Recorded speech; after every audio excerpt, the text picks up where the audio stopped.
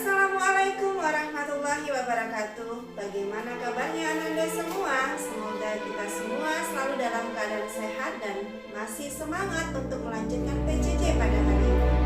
Ananda semua, pada pertemuan kali ini kita akan melanjutkan pembahasan terkait dengan persatuan dan kesatuan dari masa ke masa, di mana pembahasannya mengulas tentang persatuan dan kesatuan bangsa pada masa Republik Indonesia Serikat yang dimulai dari tanggal 27 Desember 1949 sampai dengan 17 Agustus 1950, dan bagaimana persatuan dan kesatuan bangsa pada masa demokrasi liberal yang dimulai pada tanggal 17 Agustus 1950 sampai dengan 5 Juli 1959.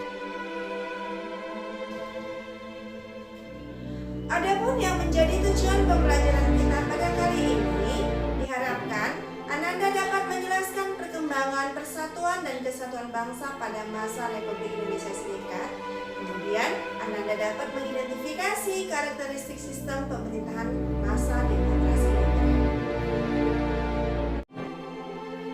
Persatuan dan kesatuan bangsa pada masa Republik Indonesia Serikat yang dimulai dari tanggal 27 Desember 1949 sampai 17 Agustus 1950. Pada saat ini bentuk negara adalah federasi atau serikat dengan 15 negara bagian, sedangkan bentuk pemerintahan yang berlaku adalah republik.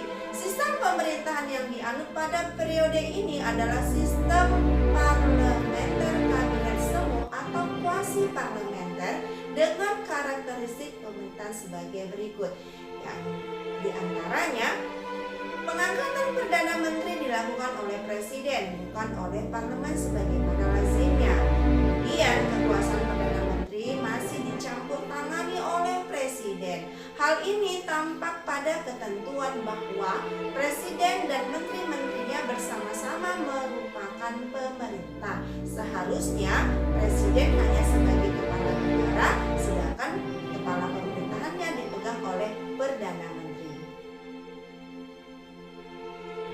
Pertanggungjawaban kabinet adalah kepada Dewan Perwakilan Rakyat atau DPR, namun harus melalui keputusan pemerintah.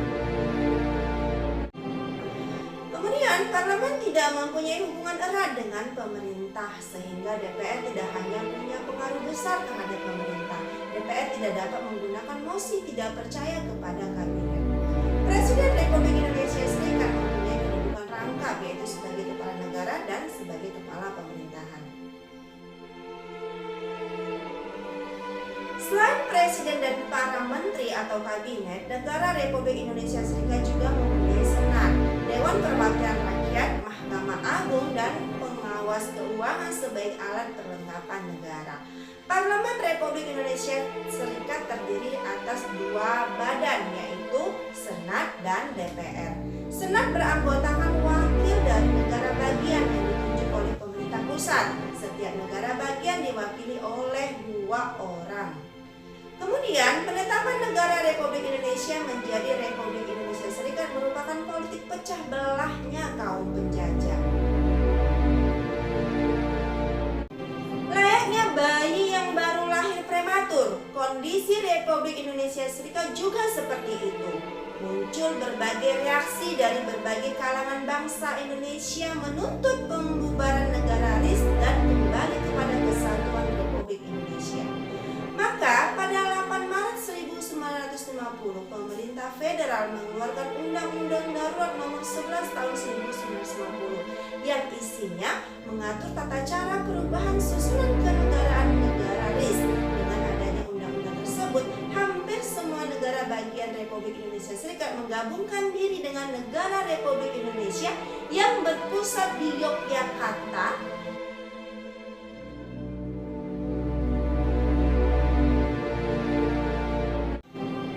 Akhirnya negaralis hanya memiliki 3 negara bagian, yaitu negara Republik Indonesia, negara Indonesia Timur, dan negara Sumatera Timur.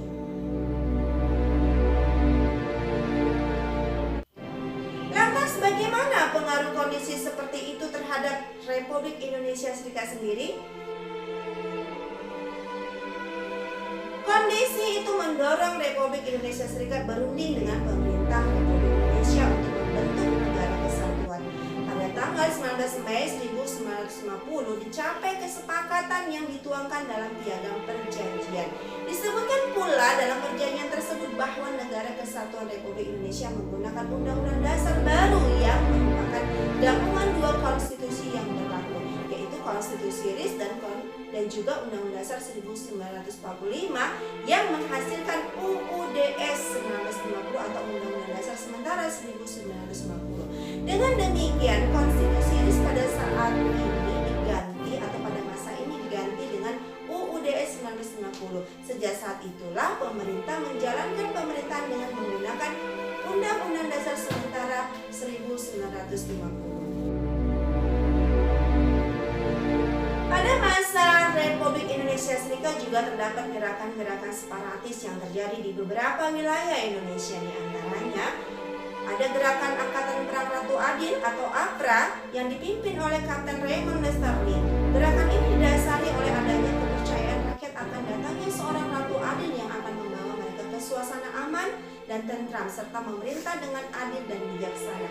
Tujuan gerakan APRA adalah untuk mempertahankan bentuk negara federal di Indonesia dan memiliki tentara sendiri pada negara bagian Indonesia Serikat. Namun pada tanggal 23 Januari 1950, pasukan Angkatan Perang Ratu Adil menyerang kota Bandung serta melakukan pembantaian dan pembunuhan terhadap anggota TNI.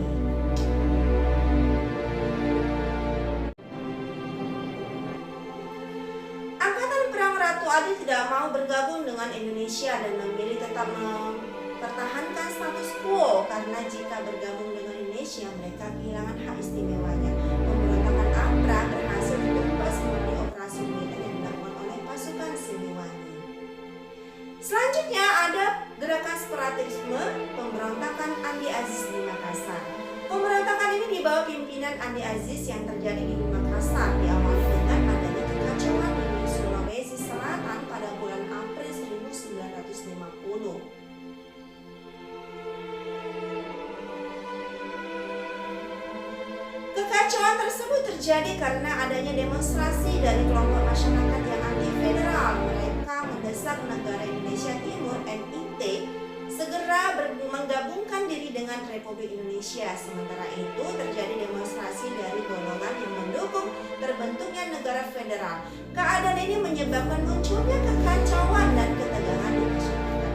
Untuk mengatasi pemberontakan tersebut, pemerintah pada tanggal 8 April 1950 mengeluarkan perintah bahwa dalam waktu 4 kali 24 jam Andi Aziz harus melakukan diri ke Jakarta untuk mempertanggungjawabkan perbuatannya. Sehingga pada tanggal 15 April 1950 Andi Aziz berangkat ke Jakarta namun terlambat melapor sehingga ia ditangkap dan diadili. Sedangkan pasukan yang dipimpin oleh Mayor H.V. Morang terus melakukan pendaratan di Sulawesi Selatan dengan operasi militer membersihkan pasukan Andi Aziz sehingga pada tanggal 21 April 1950 pasukan ini berhasil menduduki Makassar tanpa perlawanan dari pasukan pemberontak.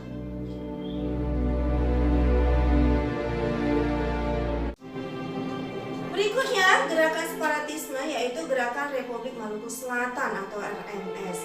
Pemberontakan RMS Republik Maluku Selatan dipimpin oleh Mr. Dr. Christian Robert Stephen Soumukil yang menolak terhadap pembentukan NKRI dan memproklamasikan negara Republik Maluku Selatan pada tanggal 25 April 1950. Mereka ingin merdeka dan melepaskan diri dari NKRI karena menganggap Maluku memiliki kekuatan ekonomi, politik, dan geografis untuk berdiri sendiri. Penyebab utama munculnya gerakan Republik Maluku Selatan adalah masalah pemerataan jatah pembangunan daerah yang dirasakan sangat kecil, tidak sebanding dengan yang daerah dijajah. Pemberontakan ini dapat diatasi melalui ekspedisi militer yang dipimpin oleh Kolonel A.E. Kawilarang atau Panglima Tentara dan Teritorium Indonesia Timur.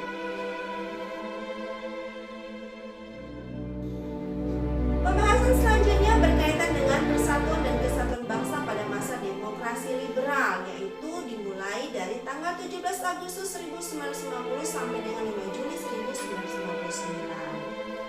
Pada periode ini, Indonesia menggunakan UUD 1950 atau Undang-Undang Dasar Sementara 1950 yang merupakan perubahan dari Konstitusi Republik Indonesia Serikat yang diselenggarakan sesuai dengan piagam persetujuan antara pemerintah Republik Indonesia Serikat dan pemerintah Republik Indonesia pada tanggal 19 Mei 1950. Bentuk negara pada periode ini adalah kesatuan. Sistem pemerintahan yang dianut adalah parlementer dengan menggunakan kabinet parlementer yang dipimpin oleh seorang perdana menteri. Alat-alat kelengkapan negara meliputi presiden dan wakil presiden, menteri-menteri, Dewan Perwakilan Rakyat, Mahkamah Agung, dan Dewan Pengawas Keuangan. Praktik sistem pemerintahan parlementer yang diterapkan pada masa berlakunya Undang-Undang Dasar Sementara 1950 ini ternyata tidak membawa bangsa Indonesia ke arah kemakmuran, dan kestabilan politik. Hal ini tercermin dari jatuh bangunnya kabinet dalam kurun waktu antara 1950 sampai 1959 telah terjadi 7 kali pergantian kabinet. Di antaranya yang pertama ada kabinet Nasir, ini diawali dari 6 September 1950 sampai 27 April 1951. Yang kedua ada kabinet Sudirman mulai 27 April 1951 sampai 3 April 1952. Yang ketiga ada kabinet Wilopo dimulai dari 3 April 1952 sampai 30 Juli 1953. Kemudian yang keempat ada kabinet Ali Sastroamidjojo 30 Juli 1953 sampai 12 Agustus 1955. Kelima ada kabinet Burhanuddin Harahap, ini dimulai dari 12 Agustus 1955 sampai 24 Maret 1956. Nah, pada masa ini Indonesia untuk pertama kalinya menyelenggarakan pemilihan umum yang diikuti oleh 28 partai. Pemilu dilaksanakan atas dasar Undang-Undang Pemilu Nomor 7 Tahun 1953. Pemilu 1955 dilaksanakan selama 2 tahap, yaitu pada tanggal 29 September 1955 untuk memilih anggota parlemen dan tanggal 15 Desember untuk memilih anggota konstituante. Kemudian kabinet yang berikutnya yaitu kabinet Ali Sastroamidjojo II yang dimulai dari 24 Maret 1956 sampai 9 April 1957. Kemudian ada kabinet Juanda atau Karya yang dimulai dari 9 April 1957 sampai 10 Juli 1959 itu. Selanjutnya, hal yang menyebabkan kondisi negara kacau pada periode ini adalah tidak berhasilnya Badan Konstituante menyusun Undang-Undang Dasar yang baru.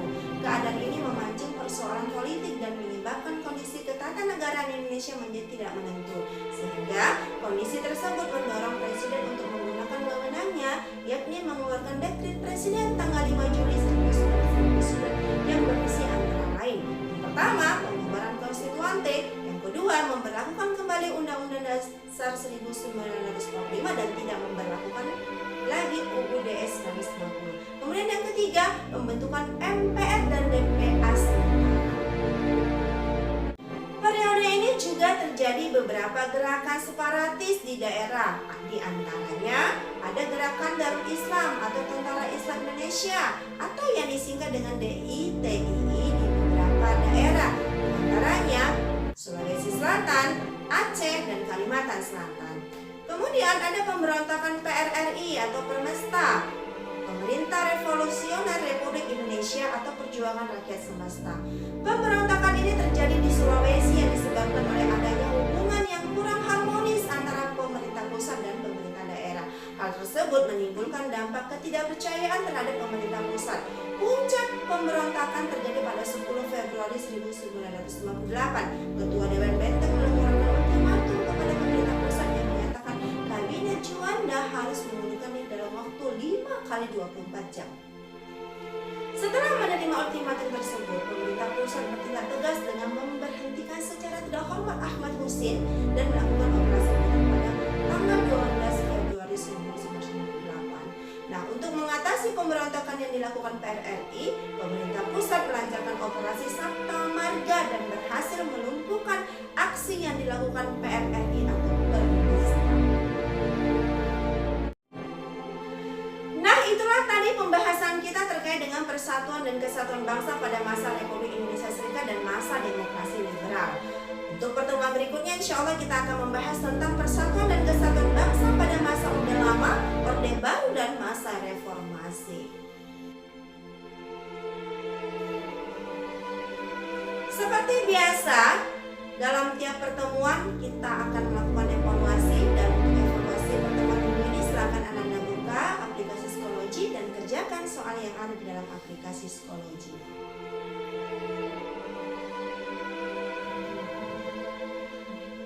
Demikianlah pertemuan kali ini, semoga anak-anak dapat memahami dengan baik, dan tentunya semoga pertemuan kita ini mendapatkan keberkahan dari Allah Subhanahu wa Ta'ala. Ingat, tetap patuhi protokol kesehatan, selalu mencuci tangan, memakai masker, dan jaga jarak. Insya Allah kita semua selalu dalam perlindungan dan pertolongan Allah Subhanahu wa Ta'ala.